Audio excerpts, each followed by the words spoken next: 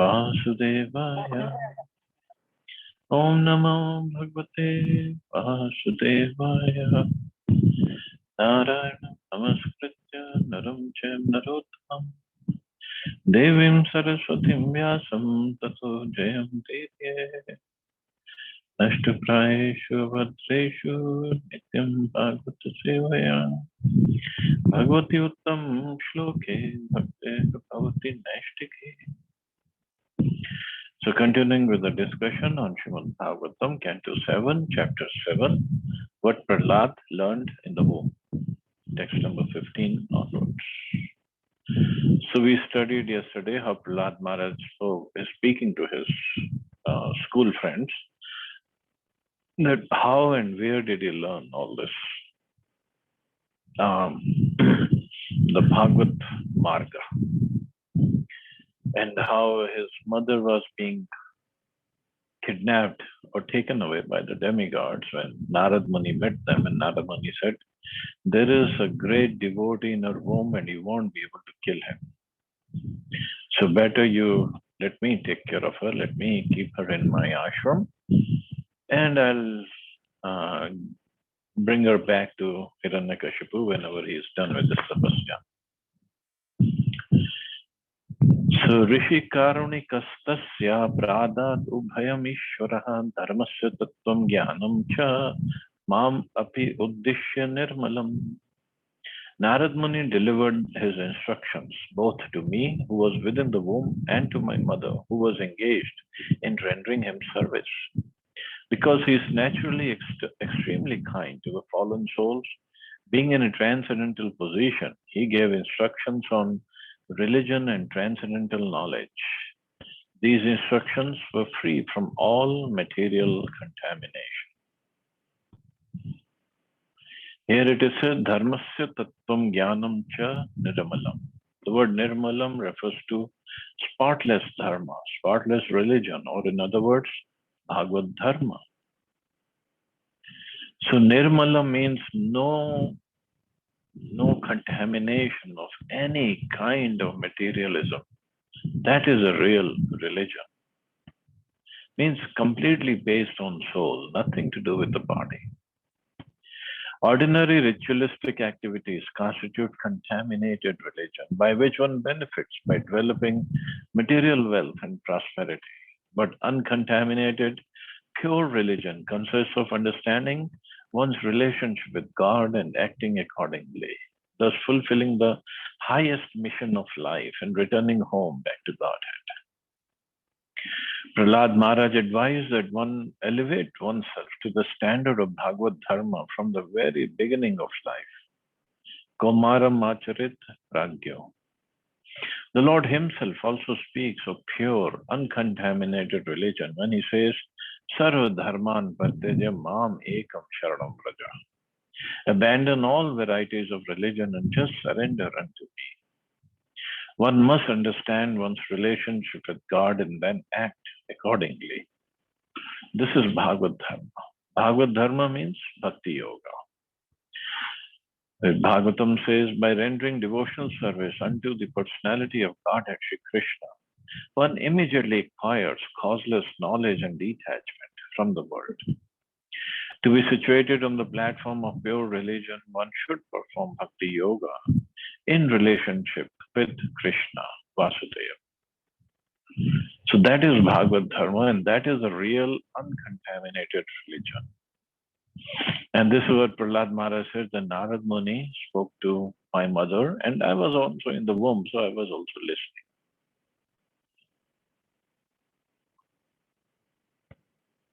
Tattu kalasya dirghatvat stritvan matu tirodadhe rishinan anugrihitam ma nadhunapi jahat smritihi. Because of the long duration of time that has passed and because of her being a woman and therefore less intelligent, my mother has forgotten all those instructions. But the great sage Narad blessed me and therefore I could not forget them. In Bhagavad Gita, the Lord says, Mam hi partha vipashutya. Usana pritha, those who take shelter in me, though they be low-born, women, Vaishya and Shudra, can approach the supreme destination. Means it's not just for Brahmins or Kshatriyas only or high born. It's for everybody. The word Papayoni refers to those who are less than Shudras. But even though a woman may not be a Papayoni, because of being less intelligent, she sometimes forgets devotional instructions. So again, less intelligent doesn't mean not qualified. Less intelligent means brain-wise it could be different, but sometimes forgets devotional instructions. For those who are strong enough, however, there is no question of forgetting. Women are generally attached to material enjoyment, and because of this tendency, they sometimes forget devotional instructions.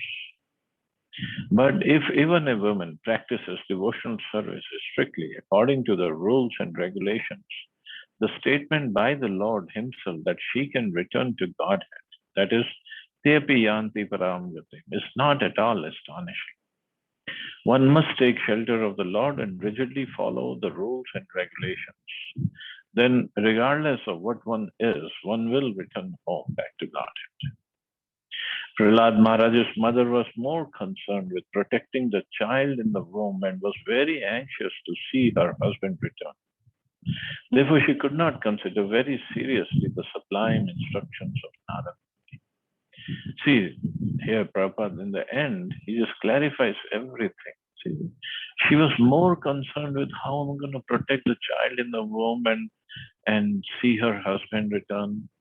So means more caring, more emotional, more thing from the heart than from the head, which is nothing wrong, nothing inferior, but it's just different than men. But even in that situation, so she was more concerned about protecting the child in the womb. That was her first concern, very prime concern. Bhavatam api bhuyan me yadi shraddhate vachaha vaisharadhi dhi shraddhatah istri balanam chame yatha. Prahlad Maharaj continued, my dear friends, if you can place your faith in my words, simply by that faith, you can also understand transcendental knowledge. Just like me, although you are small children. Similarly, a woman can also understand transcendental knowledge and know what is spirit and what is matter. These words of Prahlad Maharaj are very important in regard to knowledge descending by the disciplic succession.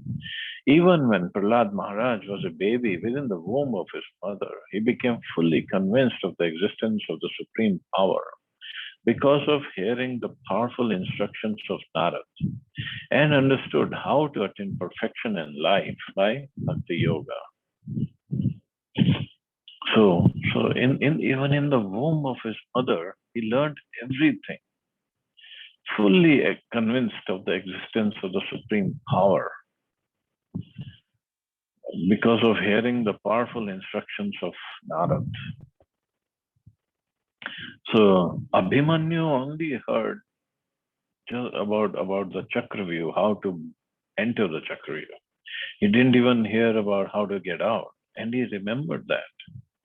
But here, Prahlad Maharaj was in the womb of his mother for almost 100 celestial years, and he learned everything about Bhakti Yoga. And he remembered it. And can you imagine, in the womb of the mother, there was no computers or laptops or something to write down with. And he was not even in a position to do any writing, anything, just listening and remembering. That's all. So this is how the babies in the womb can learn.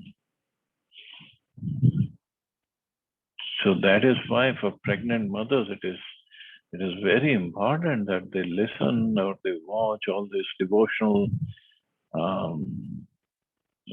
teachings so that the baby can grow as a devotee, when he's born. So these are the most important understandings in spiritual knowledge. Unto those great souls who have implicit faith in both the Lord and the spiritual master, all the imports of Vedic knowledge are automatically revealed. Ata Shri Krishna Namadi. No one can understand Krishna as he is by the blunt material senses. But he reveals himself to the devotees, being pleased with them for their transcendental loving service unto him. So this is how the Lord reveals himself. One can understand the Supreme Personality of Godhead as he is only by devotion service. And when one is in full consciousness of the Supreme Lord by such devotion, he can enter into the kingdom of God. So only by rendering devotion service, although with our material senses, but when we render devotional service, then the Lord gets pleased, and when he is pleased, he reveals himself to us. These are Vedic instructions. One must have full faith in the words of the spiritual master and similar faith in the Supreme Personality of Godhead.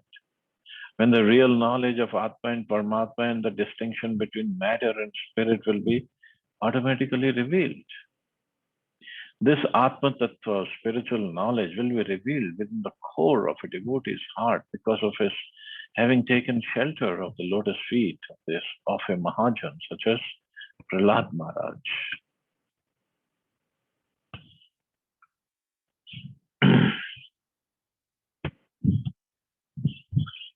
In this verse, the word Bhuyat may be understood to mean let there be.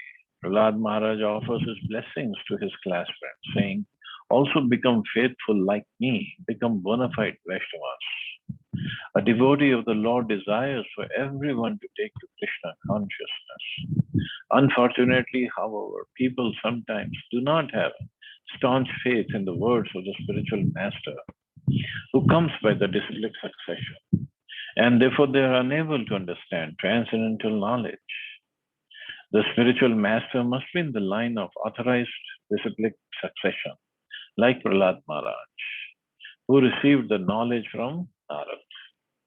If the class friends of Prahlad Maharaj, the sons of demons, were to accept the truth through Prahlad, they would certainly also become fully aware of transcendental knowledge, because Prahlad Maharaj received it from Narad Muni, and as we know, Narad Muni received it from Brahmaji, Brahmaji received it from the Lord. So it's all in the disciplic succession, proper succession.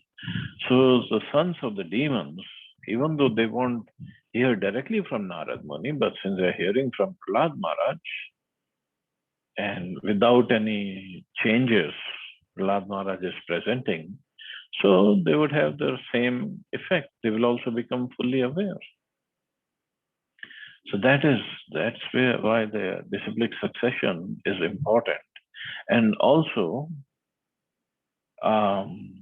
important is, now succession doesn't mean just because I have taken initiation in a parampara, then I belong to that parampara or I am in that. Succession actually means properly following the instructions and not making any additions, deletions, editing, subtractions, or whatever in the philosophy. So we don't make our additions in the philosophy. We can present it in a way we want to, because that way everybody is different. Or present it in the way audience is there. But that doesn't mean we change the principle, we change the philosophy. That will be wrong. So that is why first one has to learn and then present it. That's all. Or present it whatever we have learned without speculation, without making any speculation. The words Vaisharadhi refer to intelligence concerning the Supreme Personality of Godhead, who is extremely expert. The Lord has created wonderful universes by his expert knowledge. Unless one is extremely expert, he cannot understand the expert management of the supreme expert.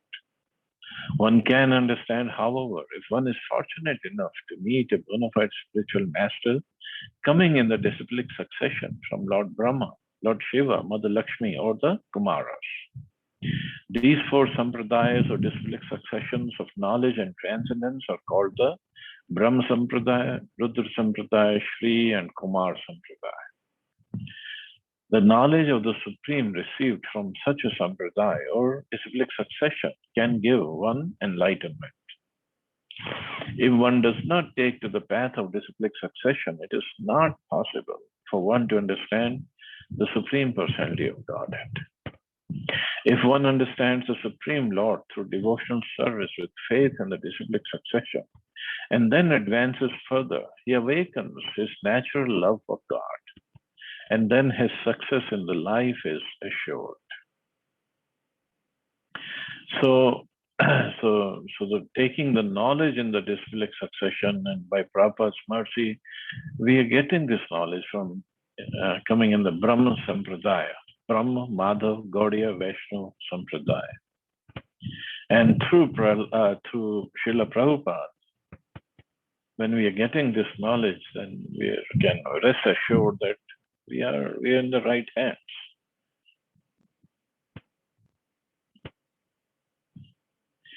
Janmadya Shadime Bhava Drishta Dehasya Natmana Phalanam Eva Vrikshasya Kaleneshwar Murtina.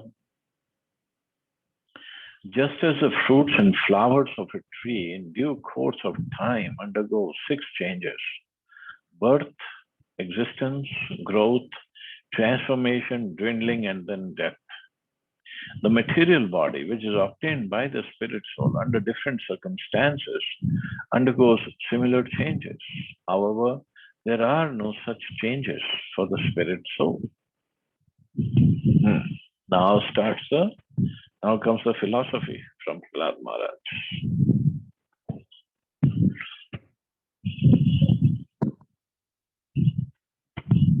So he's saying anything living or anything that has life undergoes 6 changes: birth, existence, growth, transformation, dwindling, and then death.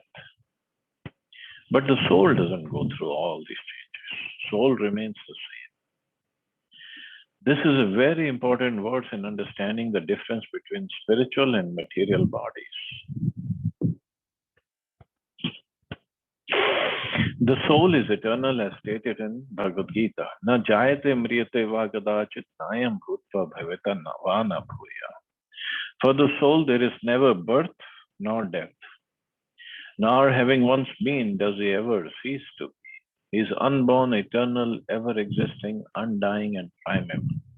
He is not slain when the body is slain. So when the body dies, the soul does not die with the body. The spirit soul is eternal, being freed from waste and change, which take place because of the material body. The example of a tree and its fruits and flowers is very simple and clear. A tree stands for many, many years, but with the seasonal changes, its fruits and flowers undergo 6 transformations. The foolish theory of modern chemists that life can be produced by chemical interactions cannot be accepted as truth. The birth of a human being's material body takes place due to a mixture of the ovum and semen. But the history of birth is that although the ovum and semen mix together after sex, there is not always pregnancy. Unless the soul enters the mixture, there is no possibility of pregnancy. But when the soul takes shelter of the mixture, the body takes birth, exists, grows, transforms, and dwindles, and ultimately vanishes. The fruits and flowers of a tree seasonally come and go, but the tree continues to stand. Similarly, the transmigrating soul accepts various bodies which undergo 6 transformations, but the soul remains permanently the same. The soul is eternal and ever existing, but the bodies accepted by the soul are changing. So, simple way to understand, we can look at our pictures when we were babies and toddlers running around, and then little young men and or women, and then we became adult, and then old, and then really, really old. So the body keeps on changing, but the soul remains the same inside the body. Soul does not change. Soul does not get old because in our heart, we still want to do the things that we used to do when we were little or young. The body will not comply with that, but that's a different story because the body has changed. Body has become old. Body has become diseased. But the soul has not. So the same tendencies or same desires are still there. When we were little, we used to just jump around, run around, climb trees or this or that. I don't think we can do it now. We might break a bunch of bones if we do that. So that proves the body has changed. The soul remains the same, and not just same in this body. When we change the body, which is death, actually, the body has completely changed. Right now, from whatever we were, say, 2 years old, or 5 years old, 10 years old, 20, 30, for whatever. So the body has still changed, but this change is so gradual, we don't notice it. Although the body that we had when we were little, maybe 5 years old, that body is gone. Actually, it is dead. But since the same mold is there, uh, whatever body we had when we were 5 years old, of course, that body is gone. But this body has developed on that mold of 5-year-old body. So the facial features have changed, but the mold is still the same. At the time of death, there is an abrupt change. And the mold is broken and the new mold is given. So we get a newer looking body, but it's made of same elements: earth, water, fire, air, ether, mind, intelligence, false ego. And the soul is the same, but the ingredients are new, the cells are new, and the consciousness we carry from this body or other bodies we carry to the new body. But the family will be new, the circumstances are new. Then we think we are born and we have to start again.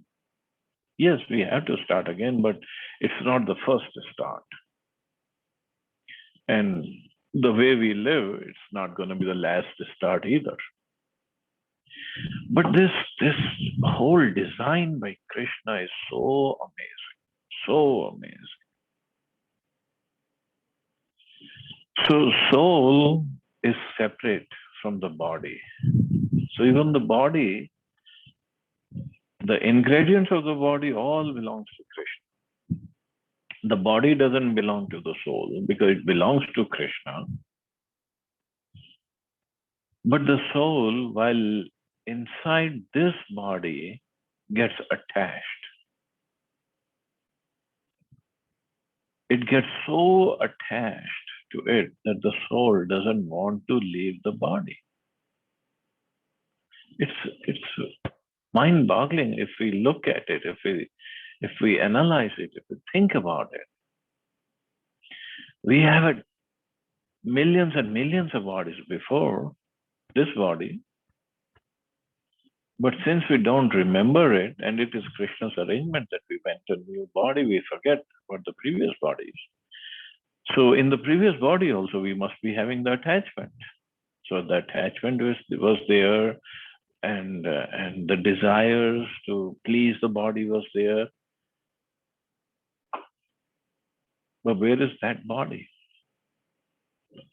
Or even if in this lifetime, when we were little babies or toddlers, we were attached to that body.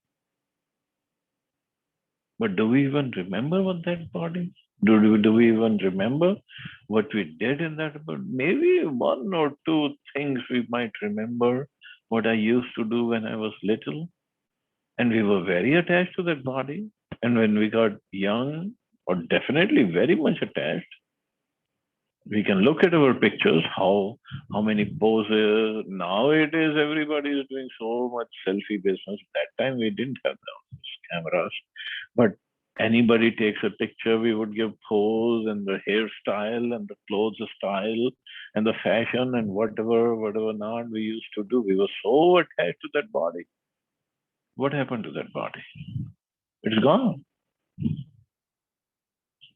But since the change was so gradual, we don't realize it.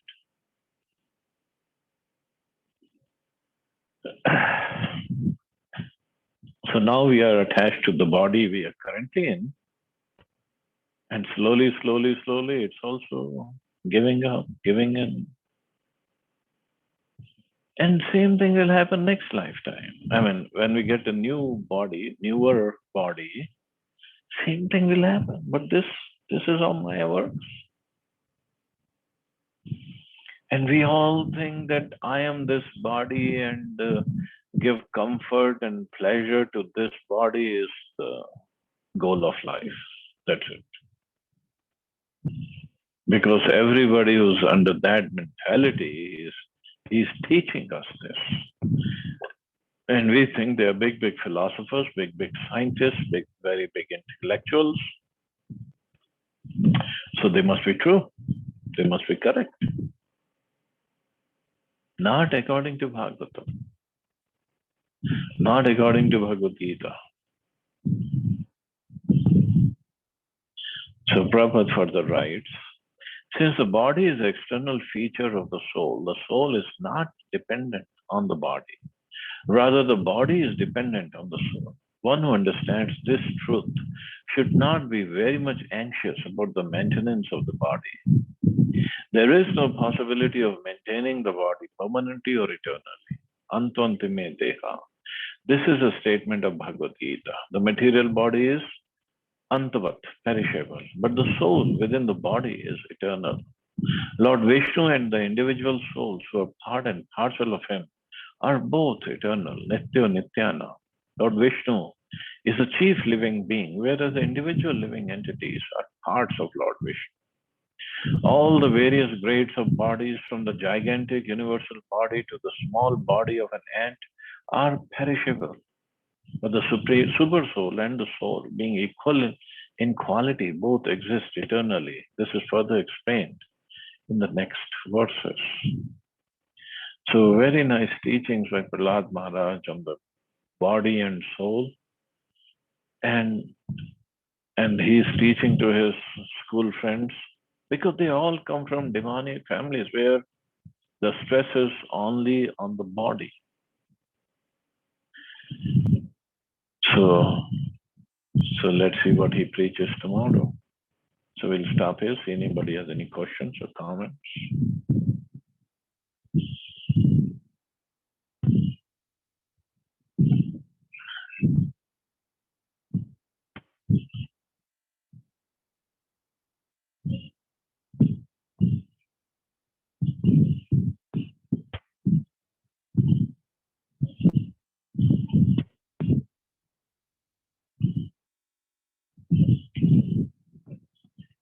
Okay, so we'll stop here. You all have a safe, wonderful Hare Krishna. Jai Shri Ram.